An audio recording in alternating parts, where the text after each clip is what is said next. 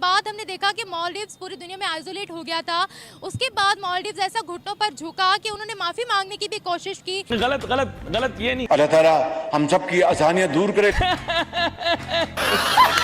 कमर तोड़ महंगाई ने गरीब की हड्डी पसली एक कर दी है। तो शायद उनके जो कुछ वजीर हैं उनको ये लगा कि हमने भारत के खिलाफ एक स्ट्रॉन्ग पोजीशन लेनी है और वो उन्होंने ली, और सुनने में ये आ रहा है कि वो उनके उल्टी गले पड़ गई है। इंडियंस जो हैं वो भी बड़े एग्रेसिव हैं कि प्राइम मिनिस्टर मोदी के बारे आप इतनी हार्श लैंग्वेज क्यों इस्तेमाल कर रहे हैं। अब ये जो एक कंट्रोवर्सी जनरेट हुई बेसिकली, अब आप इमेजिन कर लें कि नरेंद्र मोदी का या भारत का कितना ज्यादा असर रसूख है। मुइज़ू की पार्टी के एक पॉलिटिशियन जिनका नाम है मरियम, उन्होंने उस पोस्ट को डिलीट किया, माफी मांगी, बोला कि अगर सेंटिमेंट्स हर्ट हुए हैं भारत के तो मैं माफी चाहती हूँ, दोबारा मैं ख्याल रखूंगी कि मेरे कंटेंट से कहीं भारत के जज्बातों को ठेस ना पहुंचे। सो इट मींस कि आप भारत का प्रेशर चेक करें, फॉरगेट व्हाट हैज हैपेंड। आप कोई अपनी अलग से बकरी लाइन लेकर खड़े हो जाते हैं, मजा आएगा जी।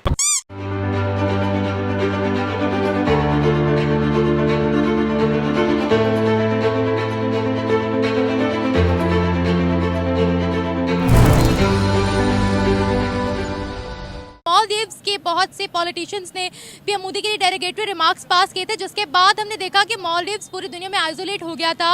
उसके बाद मालदीव्स ऐसा घुटनों पर झुका कि उन्होंने माफ़ी मांगने की भी कोशिश की और भारत ने एड भी नहीं रोकी जो कि भारत की जानिब से मालदीव्स को जा रही थी। अभी जो खबर सामने आ रही है वो ये आ रही है कि प्रो चाइना की पार्टी, मुइज़ू की पार्टी की एक पॉलिटिशियन जिनका नाम है मरियम, उन्होंने ट्विटर पर काफ़ी डेरोगेटरी रिमार्क्स पास किए ऑपोजिशन पार्टी को टारगेट करते हुए, भारत के झंडे की डिसरिस्पेक्ट करते हुए। जब उनको बहुत ज़्यादा हेट मिलना शुरू हुई, उन्होंने उस पोस्ट को डिलीट किया, माफ़ी मांगी, बोला कि अगर सेंटिमेंट्स हर्ट हुए हैं भारत के तो मैं माफ़ी चाहती हूँ, दोबारा मैं ख्याल रखूंगी कि मेरे कंटेंट से कहीं भारत के जज्बातों को ठेस ना पहुँचे, कहीं भारत नाराज़ ना हो, क्योंकि हम वैल्यू करते हैं भारत के साथ हमारे जो भी रिलेशनशिप्स हैं।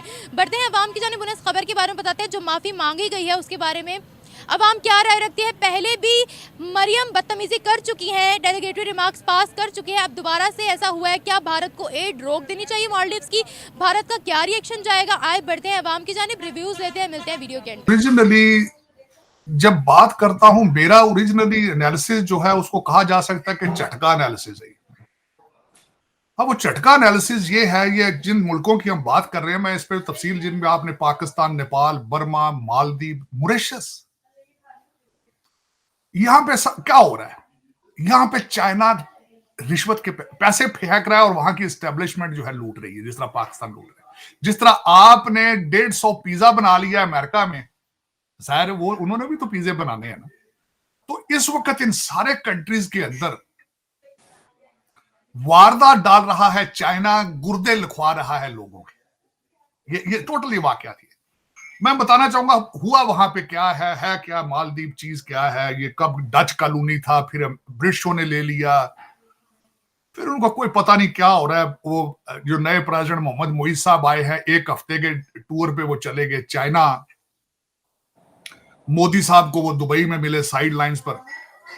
लेकिन मैं बताना चाहूंगा मसला ये क्या हुआ, 3 लौंडे लपाड़े हैं ट्विटर के, 20-20 साल के बच्चे हैं, पता नहीं उनको वजारतें किस तरह, वजारत क्या है, वजारतें भी खैर कहते हैं यंग अफेयर कोई उनकी मिनिस्ट्री है, उनके वो 3 लौंडे लपाड़े हैं। और दूसरा यहां बताना चाहूंगा, चीमा साहब देखें कि ट्वीट कर क्या रहा है। ट्विटर बड़ी जालिम गेम है। आपकी एक पूरी पॉलिटिकल पार्टी है, उसका हल्का ही कोई नहीं है, सिर्फ ऑनलाइन पार्टी है। मुर्शिद पाक की जो पार्टी है ऑनलाइन पार्टी है। जिस तरह एक कभी खारियां के अंदर पार्टी थी, उसका नाम था पोखकड़ पार्टी, ये बिल्कुल इसी तरह की उसी की पैरेलल पार्टी है। इसका कोई वजूद है ही नहीं है कहीं, सिर्फ स्वाए लौंडे लपाड़े अमीर घरों के बिगड़े हुए बच्चे, क्योंकि दूसरे तो ट्वीट कर ही नहीं सकते ना। दूसरे तो तरह सुबह खाते हैं, शाम की फिक्र पड़ जाती है, वो ट्वीट किस तरह करेंगे। ये करप्ट ब्यूरोक्रेट हैं, जिनके बाप ब्लैकिए हैं, जिनके बाप जखीरा अंदोजी करते हैं, वो आईफोन ले देते हैं बच्चों को बर्थडे पे, वो करें क्या फिर। और तो पाकिस्तान में या इस तरह के जो डेवलपिंग कंट्रीज हैं, करना तो कुछ भी नहीं है, पढ़ने का शौक को नहीं है, बाप की करप्शन के पैसे बहुत हैं, वो सारा दिन 10-10 अकाउंट बना के ट्विटर के, तो ये वाह याद करते हैं। अब वो 3 बच्चों ने किया क्या है, उन्होंने अपने दिलों अपने मन में तो उन्होंने प्रेसिडेंट मोहम्मद मोइज साहब जो है उनकी गुड बुक्स में आने की कोशिश की है कि उन्होंने एक लतीफा बनाया है। मोदी साहब अपने जजीरे लक्षवती में गए हैं तो उन्होंने कहा जिसका जोक बना ले, देखें, ये मजाक कर रहे हैं ना, मजाक कर रहे हैं। मुल्क का सत्यानाश कर दिया, मुल्क का सत्यानाश कर, मुल्क की फॉरेन पॉलिसी के लिए एक इशू बन गया है, अपॉलॉजीज हो रही हैं। और चीमा साहब मैं यहां पे बताना चाहूंगा रिलेशनशिप भारत के साथ उनका देखें क्या है। 1988 का उनका कू था, उसको बचाया ही जाके भारतीय नेवी ने था। 1988 में मालदीव में कू हो रहा था तो सर्वाइव सेव किया था भारतीय नेवी ने जाके, और उसके बाद वहां पे एक दफा पानी की शॉर्टेज हो गई थी, इन्होंने अपने जहाज भर भर के पानी के वहां भेजे। अगली बात बता देता हूं चीमा साहब कि वो वहां पे जो आप कहते हैं जी अपनी आर्मी आप ले जाएं, आर्मी कौन सी है वहां पे? वो 6 सारे हेलीकॉप्टर के पायलट हैं जो बैठे हैं इंडियन वहां पे, उनका रोल देख लें। उनका रोल इमरजेंसी में जहाज उड़ाना है, उनका क्योंकि इनके पास इंफ्रास्ट्रक्चर ही नहीं है कि कोई बंदा बीमार हो जाए तो उसको उठा के हॉस्पिटल ले जाए। मैं सिर्फ ये जानना चाह रही हूँ कि मालदीव्स जो कि बाद में माफी भी मांगता है, पहले बदतमीजी कर लेता है, बाद में माफी मांग लेता है। किसी को डिसरिस्पेक्ट नहीं करना चाहिए, किसी को डिग्रेड नहीं करना चाहिए। आपको अगर मैं आपको डिग्रेड करती हूँ, आपको ऑनेस्टली बुरा लगेगा ही लगेगा, बाद में मैं आपसे माफी मांग लूंगी, लेकिन उस माफी का उस डिसरिस्पेक्ट होने से क्या फायदा? ये देखिए इन्होंने दूसरी से तीसरी दफा बदतमीजी की है, लेकिन भारत ने एड नहीं रोकी है अपनी। उनकी ह्यूमैनिटी के बारे में आप क्या कहेंगी? वर्ल्ड में उन्होंने अपना क्या मुकाम बना लिया? मैं भारत की बात कर रही हूँ। वो कहते हैं ना, नबी करीम सल्लल्लाहु अलैहि वसल्लम का इरशाद है कि अगर किसी को मतलब माफ़ कर देने से आपकी इज्जत कम होती है ना, तो क़यामत के दिन मुझसे ले लीजिएगा।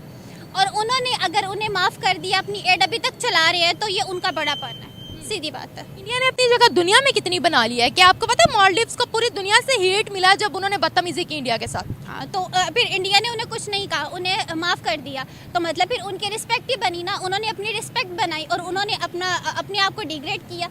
कितनी पावर है इस वक्त इंडिया की, या कितना वो डेवलप हो चुके हैं? इस तरह की माफ़ी के बाद जब वो एक बंदा इतनी बुरी हरकत करके उन्हें डिग्रेड कर दे, लेकिन एक बंदा फिर भी उन्हें माफ़ कर दे, तो एग्जैक्टली उनकी तो पावर बढ़ेगी। मैं इकोनॉमी तरक्की के लिहाज से उनकी पावर की बात कर रही हूँ। तो उनकी तो ये 100% आगे जा रही है, क्योंकि जो अब उन्होंने एक उनके खिलाफ इतना बड़ा किया और उन्होंने उनको माफ़ कर दिया, तो वो फिर 100% है उनकी। ये बताएं, पाकिस्तान के लिए भी एंटी पाकिस्तान स्टेटमेंट्स बहुत सी कंट्रीज देते हैं, लेकिन अभी तक मुझे वो पाकिस्तान की इम्पोर्टेंस नज़र नहीं आई है कि बाद में हमसे माफ़ी मांगी गई हो या रिलेशनशिप्स बेहतर करने के लिए कुछ इकदाम किए गए हो। हमारी क्या वैल्यू है दुनिया में?